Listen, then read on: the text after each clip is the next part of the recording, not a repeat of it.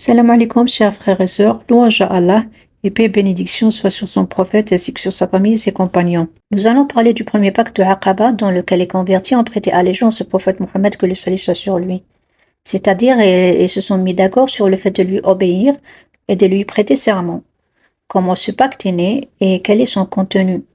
D'abord, les événements qui ont préparé le terrain à cela étaient la rencontre qui a eu lieu à l'endroit qui s'appelle Al-Aqaba près de la Mecque.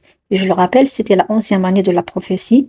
Cette rencontre a eu lieu entre un groupe de la tribu de Khazraj. Ils étaient six hommes, venus de Yathrib, l'actuelle Médine. Le prophète, il y a eu une rencontre entre eux et entre le prophète Mohammed, que le salut soit sur lui. Et ils croyaient reconnaître en lui le prophète annoncé par les Juifs. Donc cette rencontre s'est soldée par la conversion de ce groupe qui retournait à Yathrib avec la ferme intention d'y prêcher la religion de Mohammed, que le salut soit sur lui. À leur retour à Yathrib, l'actuelle Médine, ils font quelques conversions qui constitueront le noyau des partisans, ce qu'on appelle en arabe Al-Ansar.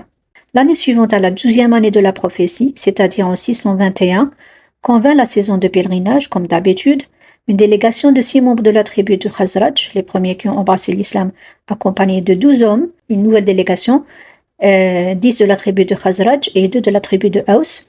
Cette délégation vint de Yathrib pour rencontrer le prophète Mohammed à la Mecque, exactement à l'endroit dit Al-Aqaba.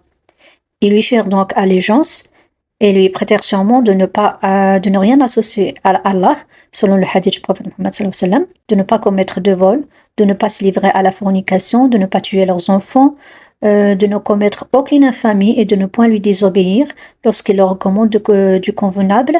Quiconque s'y tiendra aura la récompense de Allah, et quiconque manque à l'un de ses engagements et soit châtié dans ce monde si bas, cela sera une rédemption pour lui, et quiconque manque à l'un de ses engagements et que Allah le couvre et qu'il ne soit pas exposé, son jugement est du ressort de Dieu. Selon son bon vouloir, s'il veut, il le châtiera, s'il veut, il lui pardonnera.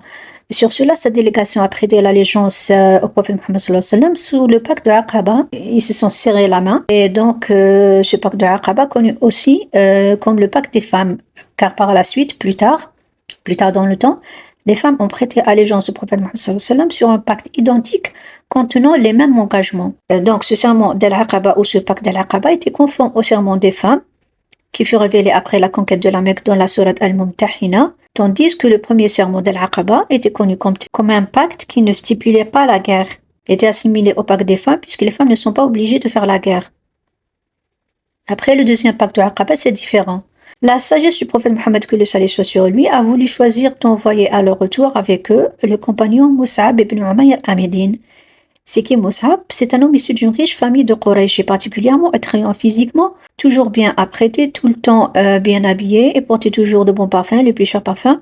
Il s'était converti à l'islam en 614, alors que les persécutions qui visaient les musulmans à la Mecque étaient à leur paroxysme. Quelques années plus tard, donc, il fut envoyé par le prophète Mohammed en ambassadeur à Médine pour y enseigner l'islam, en faisant ainsi le premier prédicateur de l'islam. C'est comme ça qu'il fut surnommé le premier ambassadeur de l'islam.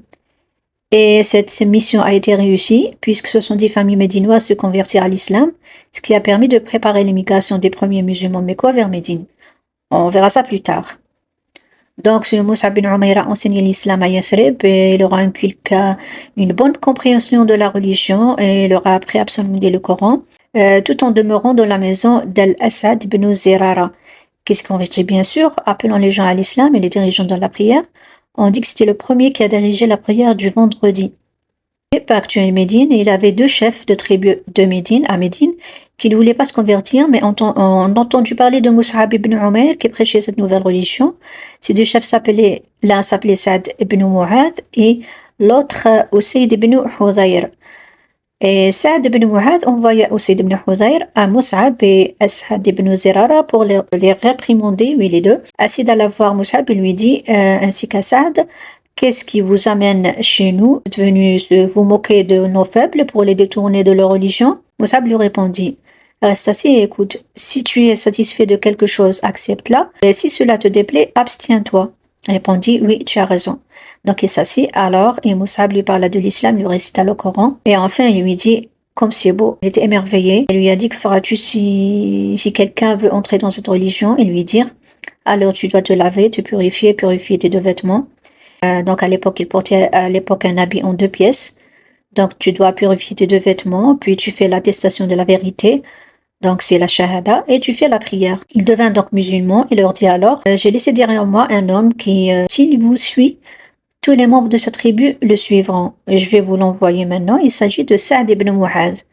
Puis Saad ibn Mu'adh se rendit à Mus'ab et se convertit également à l'islam. Et comme il a dit l'autre, tout leur peuple s'est converti à l'islam grâce à leur conversion. Et lorsque Saad s'est converti à l'islam, il s'est tenu devant son peuple et a dit, ô fils d'Abd al-Ashhal, c'est sa tribu, que pensez-vous de moi? Il dit, notre maître est vertueux, faisant allusion à lui, et notre bras droit est un chef. Il dit, votre parole envers moi est interdite, ainsi qu'à vos hommes et à vos femmes, jusqu'à ce que vous croyiez en Dieu et en son messager. L'islam s'est répandu à Yathrib à tel point qu'il n'y avait plus aucune maison des Ansar qui ne comptait pas parmi eux, dans chaque foyer, un homme ou une femme musulmane, à l'exception de la maison de Banu Umayya ibn Zayd, Khatma et autres. À la 13e année de la prophétie, Mus'ab est revenu à la Mecque avant la saison du pèlerinage, annonçant au prophète Mohammed, que le salut soit sur lui, que les musulmans de Yathrib sont prêts à un deuxième pacte ou serment d'allégeance, qui sera connu aussi comme le deuxième pacte de Aqaba. Donc ce premier pacte de Aqaba ou serment d'allégeance de Aqaba a ouvert la voie au deuxième pacte de Aqaba, plus important, car ça va mener à des événements et à des changements qu'on va découvrir prochainement. Sur ce, je termine. Je vous remercie pour l'écoute. Si vous êtes intéressé, restez à l'écoute et à la prochaine, Inch'Allah, si Dieu le veut.